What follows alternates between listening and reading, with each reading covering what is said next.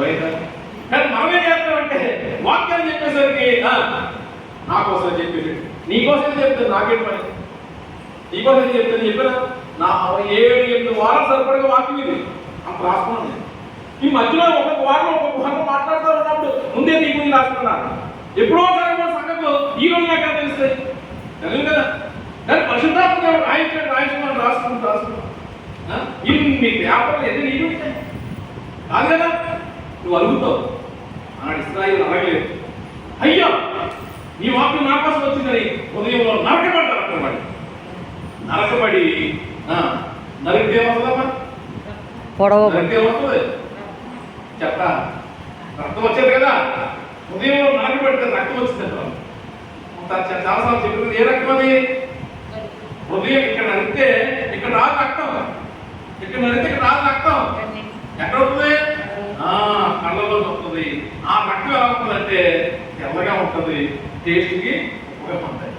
కన్నీటి వాక్యాన్ని తీసుకున్నవాడు గలగలగలగా వణుకుతూ, అయ్యో ప్రభా నా కోసమే మాట్లాడేది, అన్యాయంగా ప్రవర్తించారా, ఇంత దౌర్భాగ్యంగా ప్రవర్తిస్తానా, నా మాటలని పక్కన పొడిచానా, నా క్రియల ద్వారా నీపై బుద్దేనా, నీకు ఎటువంటి లాగానే నా ఆలోచన ద్వారానే, అయ్యో ప్రభా దేవాలయం నీవెక్కడ, పరిశుద్ధులైన నీవెక్కడ, పారదేహం నీవెక్కడ, ధవలమైన నీవెక్కడ, మట్టి దుమ్ముగా నేను నిన్ను గాయపరిచే స్థితికి వచ్చేసేనా, ఈ బతికెత్తున్నారు నా ప్రభావం క్షమించమని వాక్యం చెప్తున్నప్పుడు కడకడకడ ఒలికి అన్నిటితో రూపొందించవా, అది నరకబడ మారు మనసు.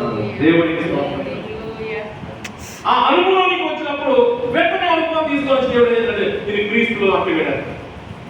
అప్పుడు నీ భాగ్యము ఏకమైపోతుంది. క్రీస్తులో ఏముంది? ఆయనలో జీవము ఉండెను, ఆ జీవము మనుషులకు వెలుగై ఉండెను అన్నాడు. యోహాను మొదలు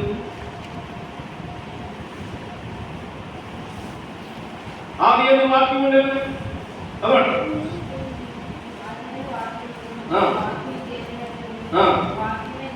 వాక్యమే దేవుడై ఉండెను,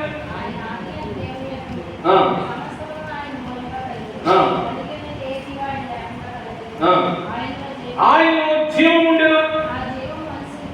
హల్లెలూయా. ద్రాక్షవల్లిలో ఏముంది? జీవం ఉంది. అందుకని మృతుల్లోంచి లేచాడు ఆయన కదా. ఇప్పుడు ఆయనలో జీవము నీలోకి ఎప్పుడు వస్తుంది అంటే ఆయనలో అంతగట్టబడిన తర్వాత ఆయనలో సారం అంతా నీలో. దేవుడికి స్తోత్రం. అంటే మారు మనసు అనుభవం లేకుండా, వాక్యానికి స్పందించకుండా, వాక్యం చెప్తున్నప్పుడు గుండెలో పగలకుండా, వాక్యం చెప్తున్నప్పుడు కన్నీరు రాకుండా, వాక్యం చెప్తున్నప్పుడు గుండె పగిలి ఇది నా కోసమే, నేను బాగుపడడానికి వచ్చింది, నేను సరిచేయడానికి వచ్చింది, నన్ను కనుపరచడానికి వచ్చింది వాక్యము. ప్రభు నా ఎడత ప్రేమ కలిగి అల్పుడే నాతో మాట్లాడుతున్నావా పరలోకం నుండి?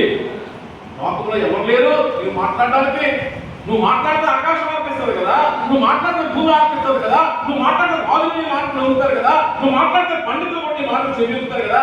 అన్ని పక్కన పెట్టి పనికి నాతో మాట్లాడేవా, నన్ను అంటుకట్టుకోవడానికి అడిగేవా అనే భాగ్యంలోకి వచ్చి ఆయనతో అంటగట్టు పెడితే అది మన భాగ్యం. దేవుడికి ఇప్పుడు మనం తీగలు అంటారా? మనం తీగలు అంటారా? అంటుకట్టుకుని అనుకుందా మనకి?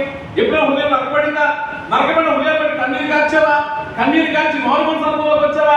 పాపలన్నీ గట్టిపోయి మన సమస్తం నూతనపరుచుకున్నావా? నూతనమైన జీవితాన్ని జీవించి యేసు క్రీస్తులో అంతగట్టబడ్డావా? ప్రాచీన పురుషుని విడిచిపెట్టి నవీన పురుషుని చేరుకున్నావా? చేరుకుంటేనే మనం తీయము, లేకపోతే ఇంకా మనము అడవి ఒలివ తీగమే. దేవుడికి స్తోత్రం కలిగి సంఘంలో చెప్తున్నాడు, మీరెవరు తెలుసా? తీగలు. దాని కాలం ఆదిత్యుడు తెలుసా? నేను నరకబడ్డాను, నువ్వు నరికాను, నాలో అంటు కట్టుకున్నాను. అంటుకట్టి చాలా మంది ఉన్నారు, అందరినీ వదిలేసాను, నిన్ను మాత్రమే అంటుకట్టాను. ఎందుకంటే నీకు భాగ్యం ఇవ్వాలి. దేవుడికి స్తోత్రం కలిగి